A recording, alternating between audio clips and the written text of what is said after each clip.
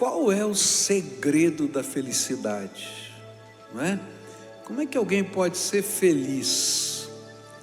A gente está buscando aí de tantas maneiras, tem até pílula para felicidade, né?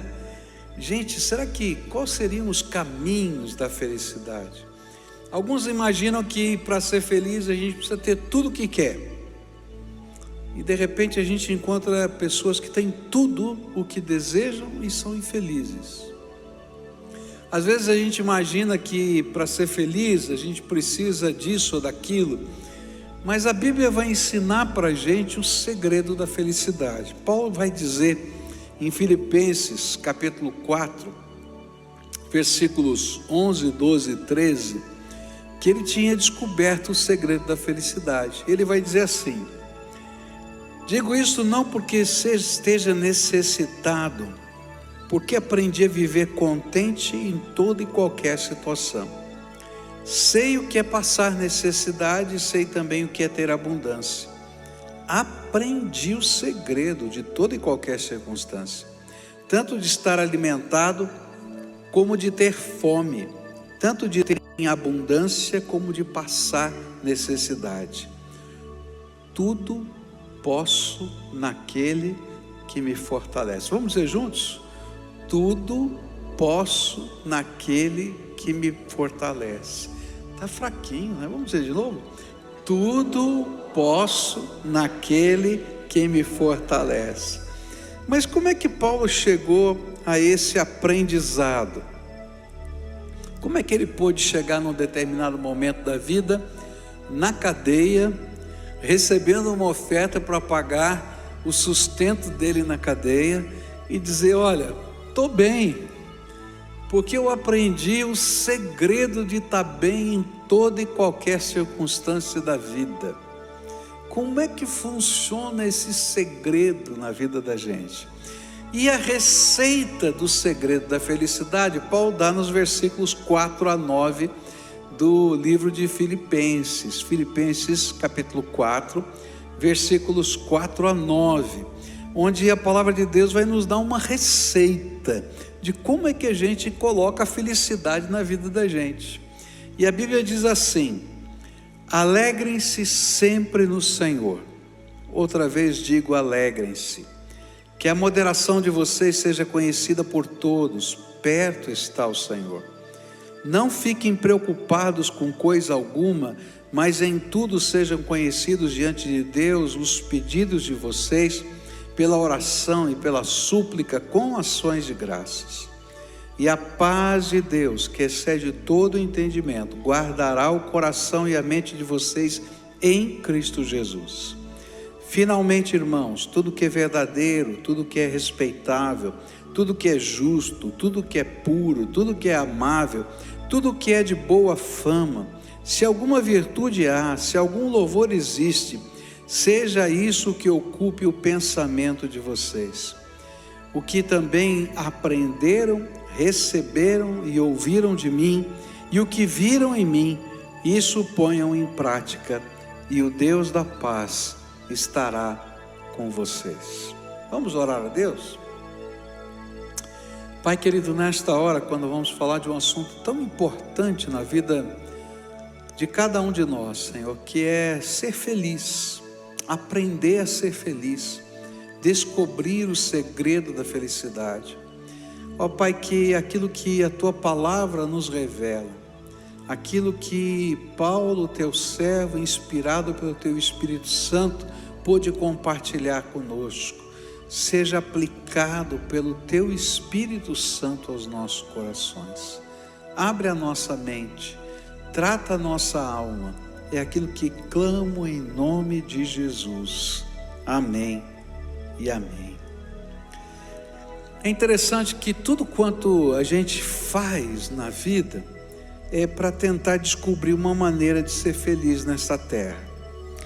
Por isso a gente trabalha para isso, para descobrir como a gente pode sustentar a nossa vida e ser feliz, porque o trabalho faz parte dessa estima da nossa vida.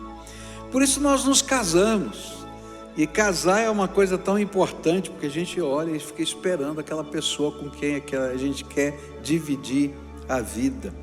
É por isso que a gente administra os nossos bens, nós educamos os nossos filhos, a gente tenta trilhar ou caminhar ou construir um caminho para que sejamos felizes e para que os que nós amamos também sejam felizes. Mas a palavra de Deus vai nos ensinar que é vontade dele, de Deus, que nós aprendamos com ele a viver o segredo da felicidade. E é por isso que nesse texto Paulo vai tentar mostrar para a gente uma receita de felicidade. Como é que a gente pode construir felicidade na vida da gente? Paulo queria que os crentes lá da cidade de Filipos pudessem aprender a ser feliz em qualquer circunstância da vida. Muitas vezes a gente imagina que para ser feliz tem que estar tudo nota 10. Mas a vida não é tudo nota 10. A vida tem oscilações. Todos nós, não importa quem sejamos, nem que idade tenhamos, vamos ter oscilações na vida. Se você lembra que quando era criança, você pode imaginar que os problemas de uma criança comparados, talvez, aos problemas de um adulto, no sentido de grandeza, de ordem, pareçam tão insignificantes. Mas se você lembrar que quando era criança, alguns dos seus problemas pareciam questões de vida e morte, não é verdade? Que parecia que você não ia conseguir viver o dia seguinte. Eu me lembro quando meu pai foi pincelar a minha garganta, naquele tempo quando tinha infecção de garganta, não é? A gente tratava passando um pincel, né, com remédio na garganta, nas amígdalas. E aí meu pai foi pincelar a minha garganta, e eu disse: pai, não, isso é horrível. E ele disse assim: olha, o médico falou que você vai ter que pincelar 10 vezes a garganta. Parecia que eu ia morrer. 10 vezes a garganta. O que é isso? Todo dia tinha que pincelar a garganta. E eu queria morrer. Eu não queria morrer, na verdade, eu achava que eu estava morrendo, não é? Então a coisa estava ali tão difícil. As minhas dificuldades eram tremendas na minha cabeça. Mas como é que a gente aprende, no meio das batalhas, no meio das lutas, nos altos e baixos da vida, a ter estabilidade, a ser feliz? E aí então Paulo vai nos dar algumas dicas. Ele vai apresentar para a gente 8 passos que a gente pode construir, caminhar na nossa jornada de fé, para que a felicidade possa ser independente das circunstâncias da vida. E eu quero começar a estudar isso com vocês. Começo agora, quero ver se termino hoje à noite. E o primeiro passo está no versículo 4, onde ele diz assim: alegrem-se sempre no Senhor. Outra vez digo, alegrem-se. Alegrem-se sempre no Senhor. Outra vez digo, alegrem-se. O primeiro ingrediente dessa receita tem a ver de onde vem a fonte da nossa alegria. De onde está vindo a fonte de alegria para nós. É interessante que, de um modo geral, nós temos sido treinados a pensar que as fontes da nossa alegria estão, por exemplo, no amor romântico. Então, se a gente tiver o amor romântico que a gente sonha, então nós vamos ser felizes. E existem muitos romances e muitas histórias e muitos filmes que vão passar para a gente essa ideia: se a gente tiver o amor romântico, a gente é feliz. Se a gente não tiver o amor romântico, a gente é infeliz. Aí a gente consegue o amor romântico e continua infeliz. Alguns. Às vezes nós somos treinados nesse mundo a imaginar que, se a gente puder desfrutar os prazeres da vida, a gente vai poder ser feliz. E é interessante que essa jornada não foi percorrida apenas por algumas pessoas. O próprio livro de Eclesiastes vai mostrar essa jornada, onde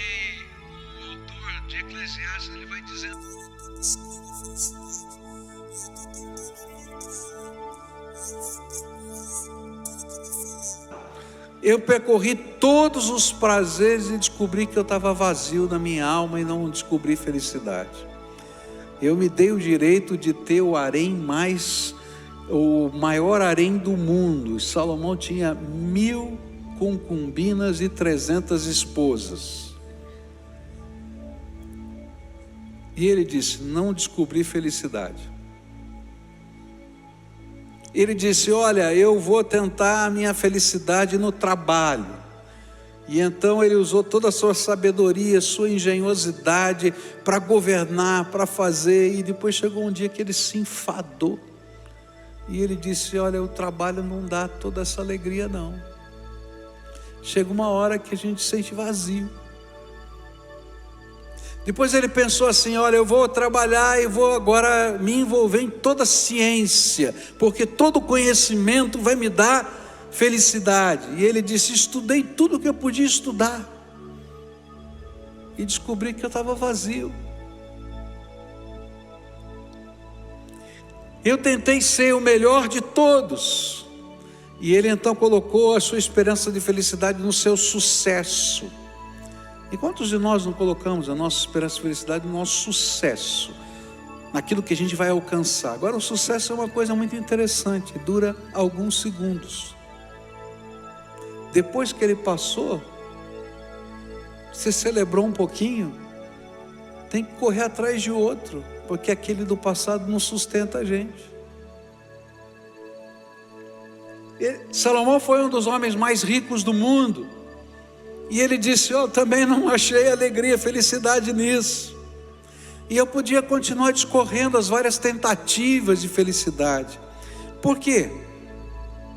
Porque se a fonte da nossa felicidade, ela é inconstante, e se a fonte da nossa felicidade não é permanente, então a minha felicidade vai embora, de acordo com as circunstâncias que eu estou vivendo.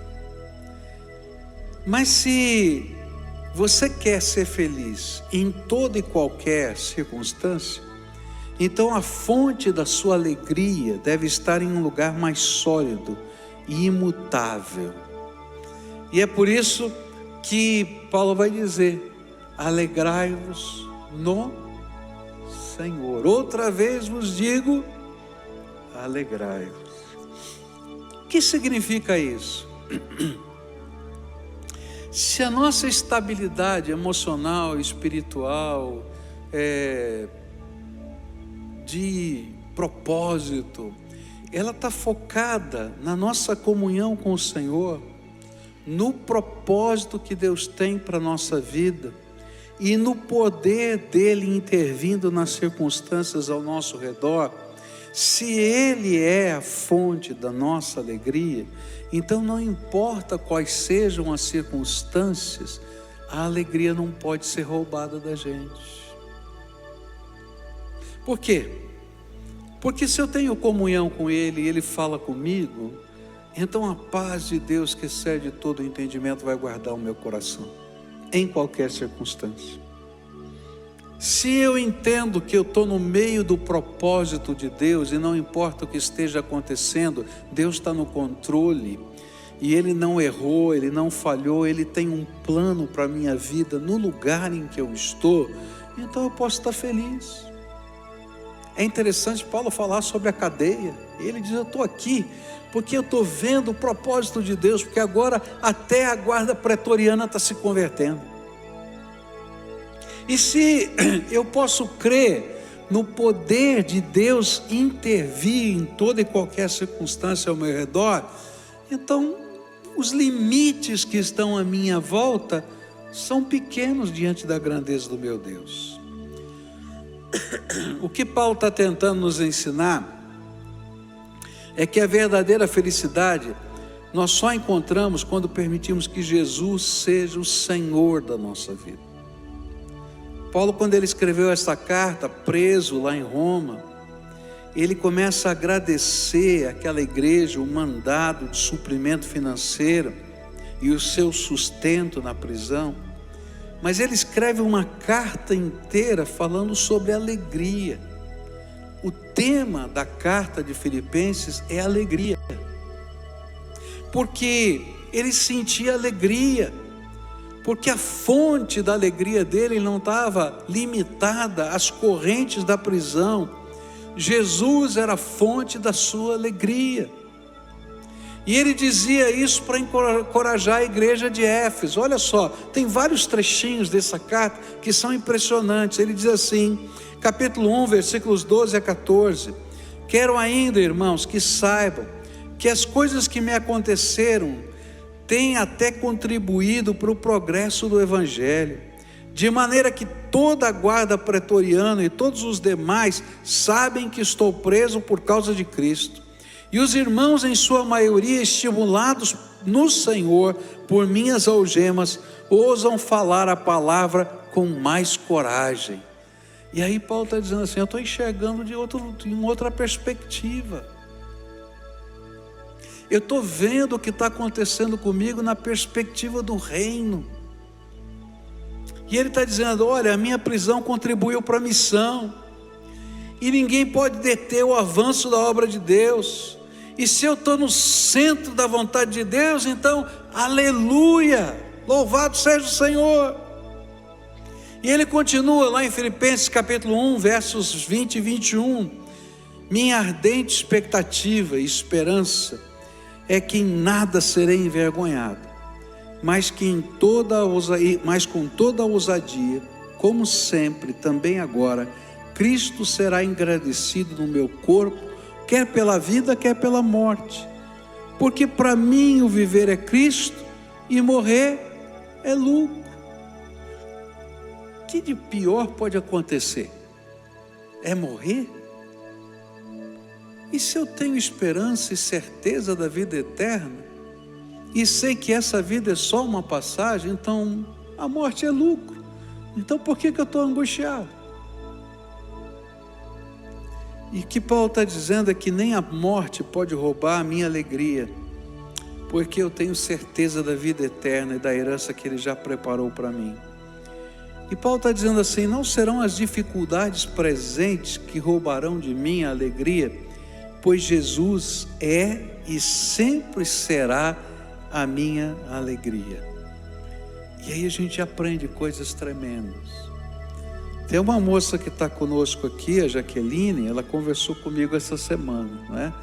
E eu falei para ela e para a mamãe dela que eu fui muito edificado, muito. Acho que a gente falou que 1h30 mais ou menos, né? Mas fui muito edificado. Que coisa linda o testemunho dela. Eu falei para ela que a gente vai gravar o testemunho dela e vou fazer ela virar uma youtuber, viu? A gente vai lá, se Deus quiser, para ela contar os trechinhos do testemunho dela e cantar para a gente, porque ela é uma adoradora. Gente, como ela aprendeu no Senhor, no meio dos vários momentos difíceis da vida dela, a viver a alegria de Deus. Não foi sempre assim. Teve momentos de tristeza, de angústia, de raiva, né? Um monte de coisa. Mas à medida que o Senhor foi se tornando a alegria no coração dela, as coisas foram mudando na vida dela. E à medida que ela foi contando o testemunho dela, está aqui na minha frente, tá? Eu comecei a chorar, não é? E eu tentava achar o meu lenço, não achava. Sério, né? Porque foi tão impressionante, tão abençoador. Muito obrigado, viu? Por vocês terem repartido tanta bênção comigo essa semana, viu? Muito obrigado. Gente, não importam as circunstâncias, se Jesus é a nossa alegria, a gente aprende a viver bem em toda e qualquer circunstância da nossa vida. Filipenses 3, versículos 7 a 11, ele vai dizer que ele descobriu, né, que nada é comparado àquilo que Deus tem preparado para nós. E Paulo diz assim, mas o que para mim era lucro, isto considerei perda por causa de Cristo.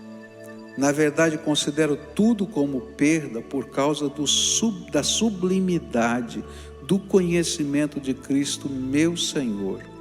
Por causa dele, perdi todas as coisas e as considero como lixo para ganhar a Cristo e ser achado nele, não tendo justiça própria, que procede da lei, mas aquela que é mediante a fé em Cristo, a justiça que procede de Deus, baseada na fé.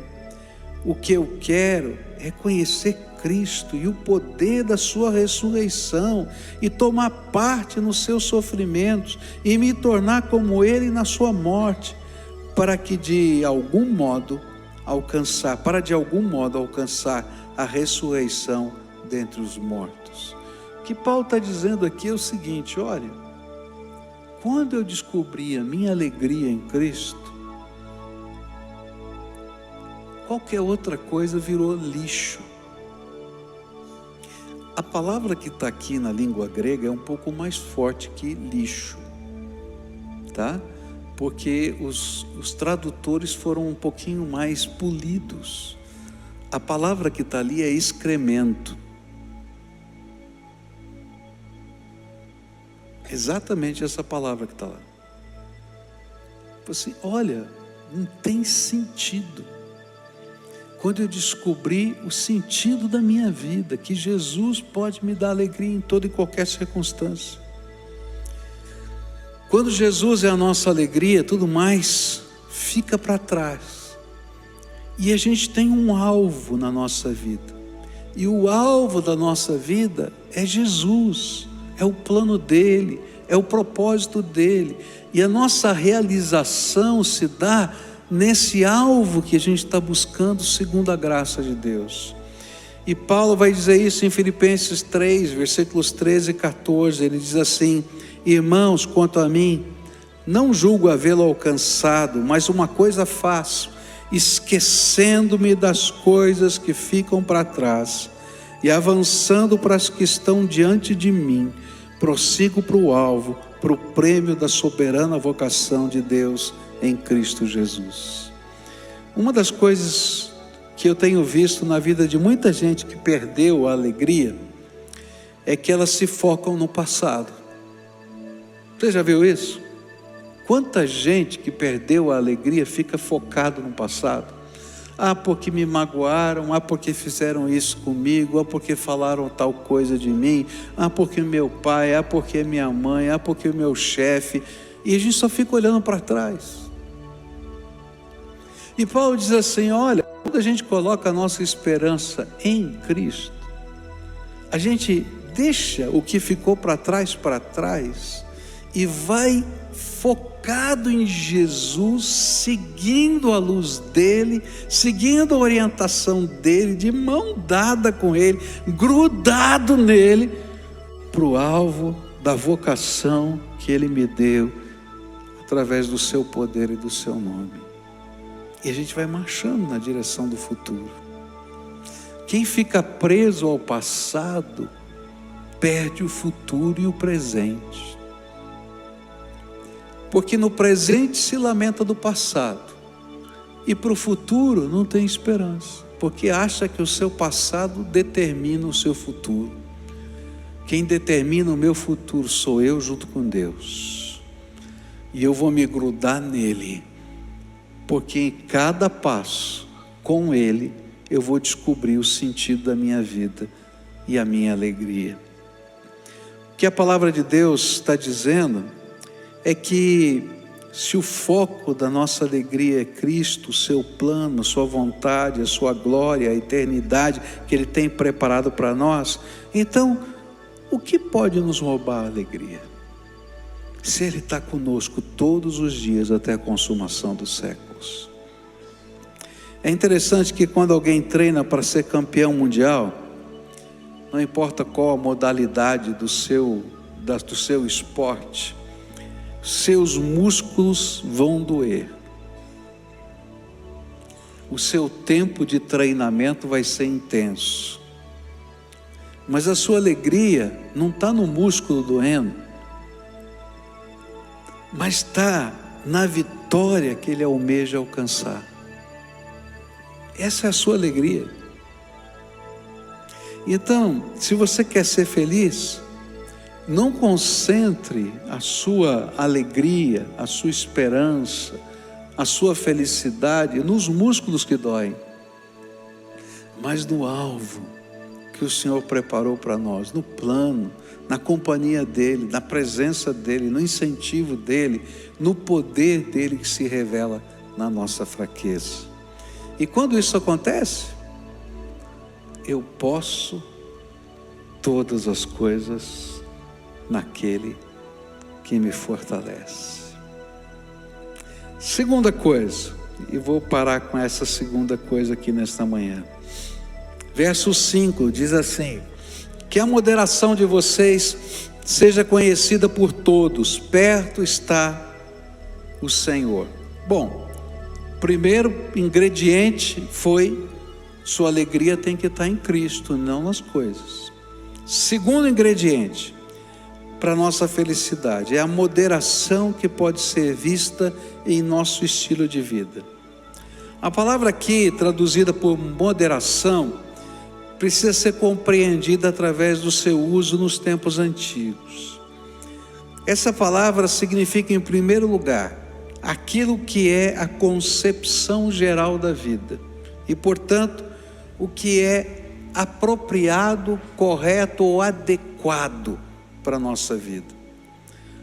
Paulo entendia que para ser feliz era necessário um estilo de vida, um temperamento que refletisse a nossa experiência com Jesus e a sua justiça em nós.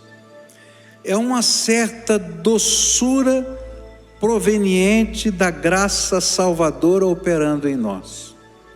Talvez uma tradução mais clara pudesse ser: deixe que o seu caráter amigável e equilibrado seja conhecido por todos. Muito da nossa infelicidade, ou da infelicidade que vem sobre as nossas vidas, tem a ver com a nossa necessidade ansiosa de defender a nossa dignidade, direitos e poder. Mas quando Jesus é a nossa alegria e cremos que Ele tem o controle de todas as coisas, nós podemos mudar de atitude. Podemos ter um tipo de moderação que reflete a nossa segurança de quem cuida de nós, de que quem cuida de nós é o Senhor.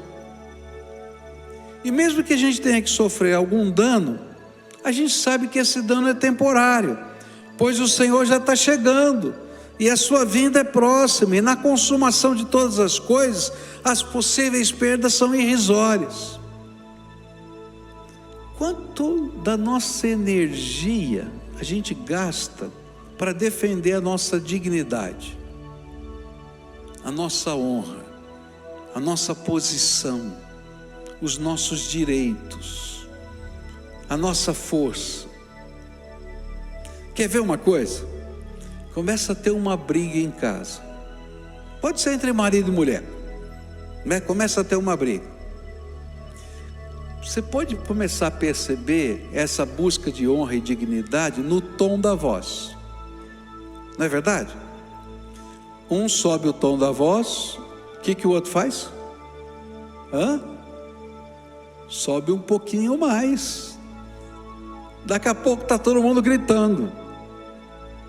Não é isso mesmo? O que a gente está fazendo quando a gente sobe o tom da voz? Escuta aqui, me respeita, olha para quem eu sou. É interessante porque o jeito de Deus resolver o problema é diferente. Ele diz assim lá no livro de Provérbios, né, que a resposta branda apaga, amansa o furor. Por quê? Porque na cabeça da gente tem uma balança, tá? Entre ofensa, tá? E resposta.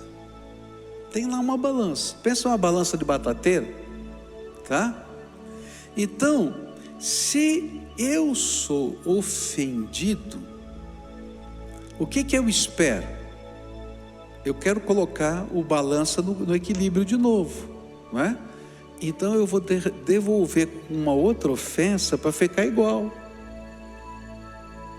Mas olha o que a Bíblia diz, que quando a gente age sem ter que defender os nossos direitos, mas a gente derrama graça e misericórdia sobre as pessoas, a balança fica pendente para um lado.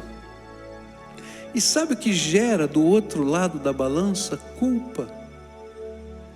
Então toda vez que eu não respondo a ofensa com ofensa, porque se eu responder com ofensa, equilibrou para os dois lados. Eu te xinguei, mas você me xingou. Está tudo bem. Não devo nada para você. Agora, se você me xinga e eu te abençoo, o que acontece? Vai chegando uma hora que a culpa explode. E é por isso que Paulo vai dizer que a gente amontou brasas vivas sobre a cabeça dos outros. O que Paulo está dizendo aqui é o seguinte: a minha felicidade não depende de eu defender quem eu sou, pois eu sou quem eu sou pela graça de Deus. Por isso ele está dizendo assim: o teu equilíbrio, a tua moderação seja vista por todas as pessoas, porque o Senhor está perto. Está perto no sentido escatológico, Ele vai voltar logo, mas Ele também está perto do meu lado, porque Ele me prometeu: eis que estou convosco todos os dias. Até quando? A consumação dos séculos. E há uma coisa tremenda. Jesus ensinou um negócio muito interessante. Ele disse para a gente ser ovelha no meio dos lobos. E disse que se a gente quiser ser lobo no meio dos lobos, a gente vai ser devorado, porque os outros lobos são piores. Mas se você for ovelha nos meios dos lobos, a mente da gente pensa assim: estou perdido, o lobo vai me comer. Mas toda ovelha tem um pastor, e quem é que trata dos lobos? É o pastor. E toda vez que eu posso ser ovelha no meio dos lobos, eu estou transferindo o problema para as mãos do pastor eterno, que é o Deus Todo-Poderoso. E é por isso que eu posso estar feliz em toda e qualquer circunstância, porque eu tenho um pastor.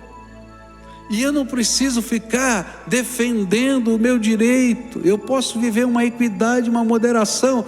Porque quando a coisa pega, eu entrego e falo assim: Jesus, o problema é teu. Se vira aí. Eu sou só ovelha, o Senhor é pastor. E queridos, você não pode imaginar como Deus trabalha.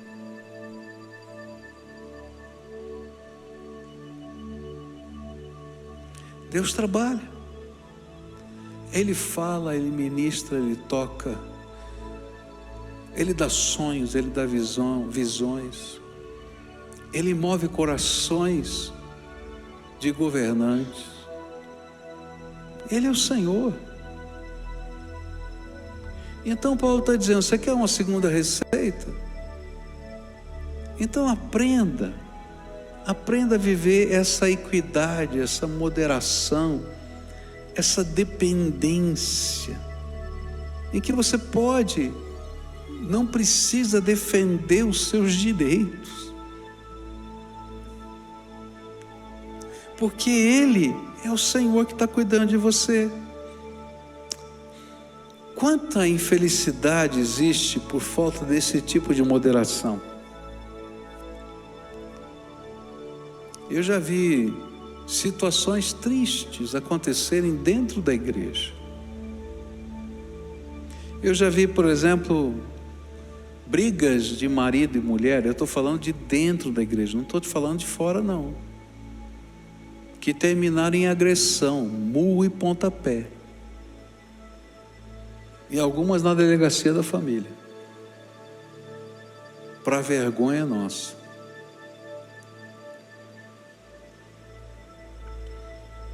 E sabe por quê? Porque às vezes a gente está defendendo os nossos direitos.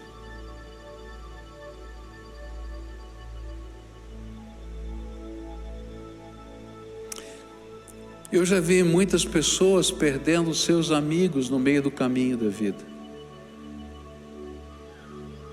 por causa de brigas. Eu já vi muitos se afastando da casa de Deus por causa de relacionamentos aqui dentro, tristes, arroubos de ira, mágoas que deixamos no coração dos outros, mágoas que carregamos dentro do nosso coração. O que Paulo está nos ensinando é que ninguém pode roubar a nossa felicidade se o nosso senso de justiça estiver guardado nos braços do Senhor. Se nossas causas deixam de ser nossas e passam a ser daquele que é Senhor de todas as coisas. Eu gosto de pensar em Daniel 12, né? Especialmente quando eu tenho algumas encrencas no meu coração. Há uma figura muito bonita no livro de Daniel, capítulo 12. Capítulo 12 de Daniel fala de um tempo de grande tribulação. E nesse tempo de grande tribulação, Deus manda o arcanjo Miguel sair em defesa dos filhos de Deus. E ele sai comandando os exércitos celestiais em defesa dos filhos de Deus. É uma linguagem apocalíptica, está falando de coisas do futuro, mas eu gosto daquela imagem.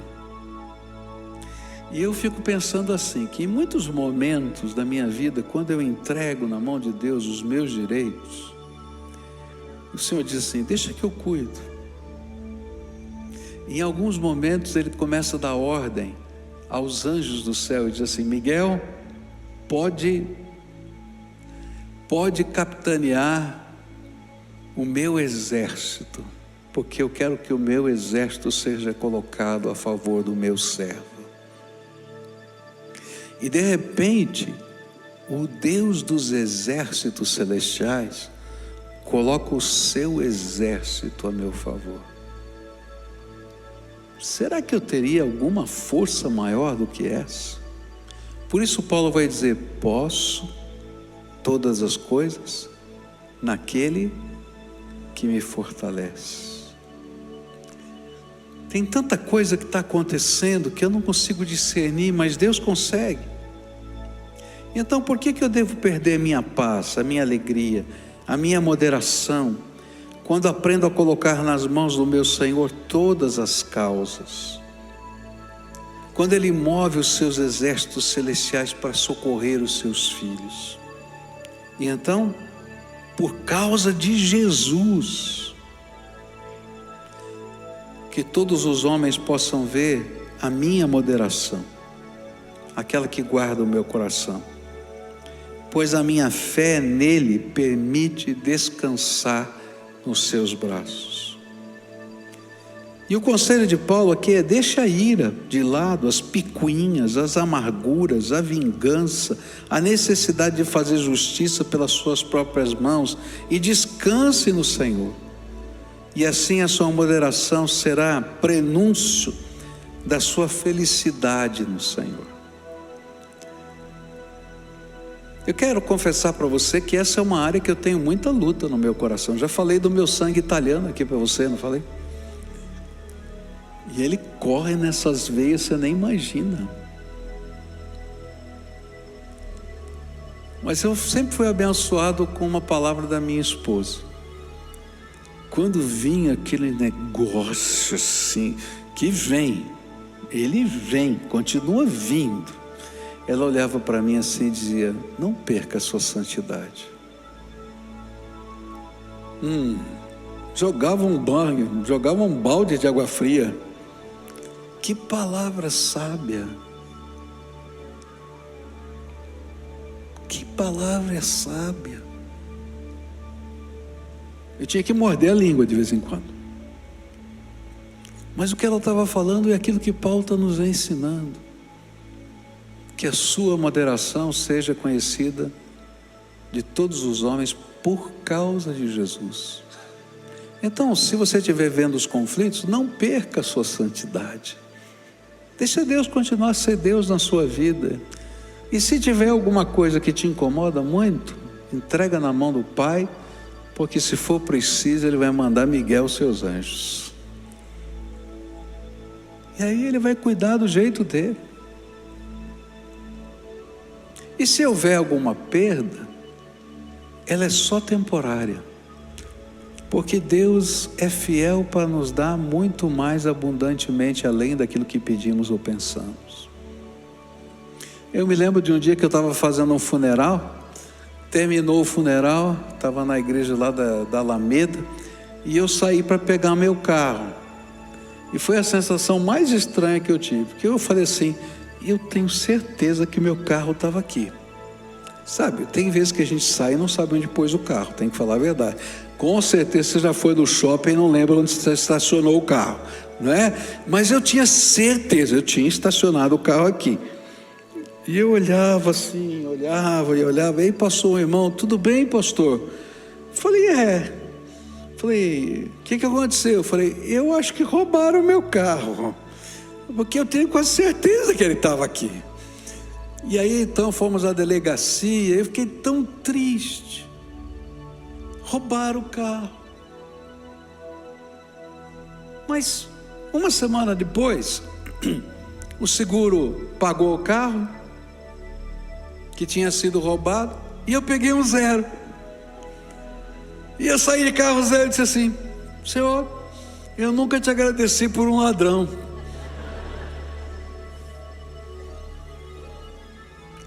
Que eles têm até males que Deus transforma em bênção.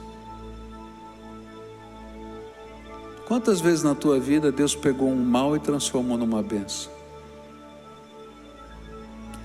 Então que ninguém roube a tua santidade. Porque quando Ele rouba a tua santidade, vai embora a tua felicidade. Mas se a tua felicidade está em Cristo, e Ele é a tua alegria, e se você pode confiar a Ele todos os seus direitos e a sua vida, então, queridos, que a tua moderação seja conhecida por causa de Jesus, por todas as pessoas que estão à sua volta. Eu quero continuar falando sobre isso, e hoje à noite eu vou falar sobre troque a preocupação pela oração. A gente vai começar por aí.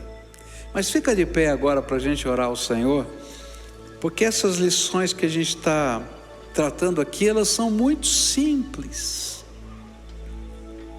Mas talvez porque sejam muito simples, às vezes são difíceis de colocar em prática.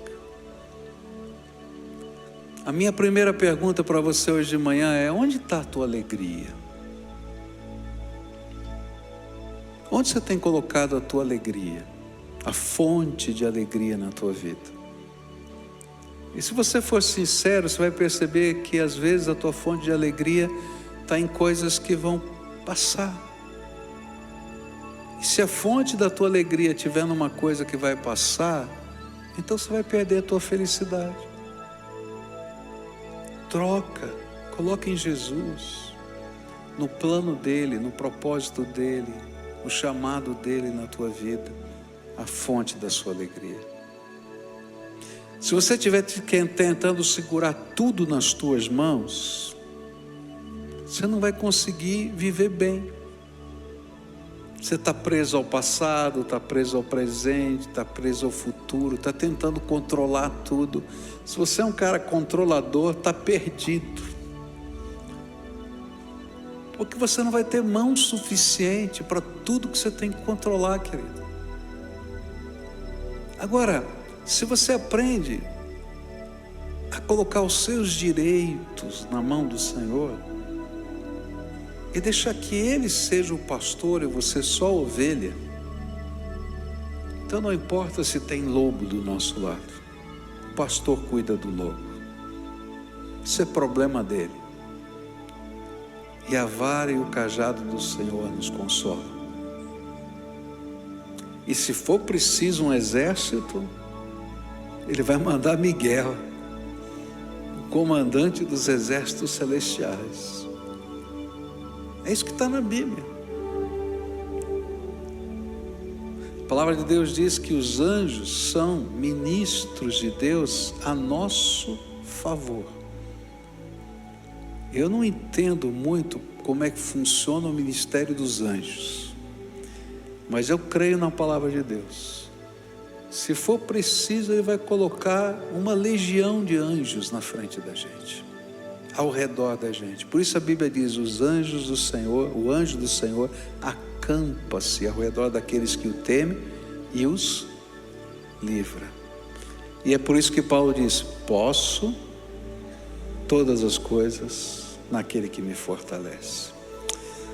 Pai querido, a palavra que ouvimos hoje do Senhor é palavra de esperança, mas ao mesmo tempo é palavra de fé. Ajuda-nos, Senhor, a tomar pela fé essa palavra de esperança na nossa vida, e que a gente possa dar passos, que o primeiro passo seja colocar em Jesus a nossa alegria. Ó Pai, ajuda-nos a mudar o foco de tantas coisas que às vezes controlam a nossa vida. Ó Jesus, seja o Senhor a alegria do teu povo que aqui está. Vem e visita, Senhor, visita o teu povo, fala, toca, revela o teu poder, a tua presença, porque é na tua presença e no teu poder que vem a alegria para o nosso coração em toda e qualquer circunstância. Ó Pai, a palavra diz, Senhor, que a nossa fé em Ti afasta todo medo. Se chegou alguém aqui, Senhor, amedrontado com as coisas, ó Pai, que nesta hora o Senhor possa ajudar a viver uma fé, uma dependência do Senhor, que o medo se afaste. E que nesta hora, Pai, aquele sentimento de que somos ovelhas guardadas nos Teus braços, nos ajudem a descansar e a viver uma moderação, um equilíbrio inimaginável, Senhor, diferente, porque a paz do Senhor, que excede todo entendimento, guarda o nosso coração. Ó Pai, eu quero te pedir que o Senhor abençoe o teu povo, abençoa a casa deles, abençoa, Senhor, os relacionamentos, abençoa, Senhor, a família. Ó Pai, se existem situações familiares que não estão resolvidas, de mágoa, amargura, de dor, ó Pai, que hoje seja dia de libertação, de perdão, de conversão de pais a filhos, de filhos a pais, de marido a esposa, de esposa a marido. Num mundo que a gente ouve tanta gente matando gente em nome do amor, que a gente aprenda a abrir mão, a honrar pessoas em nome do amor, Senhor. Escuta, Deus, a nossa oração e derrama o teu Espírito Santo, e que a felicidade, que é a paz, que é a presença, que é a plenitude do Senhor encha o coração do teu povo. É aquilo que eu oro em nome de Jesus. Amém e amém. Amém.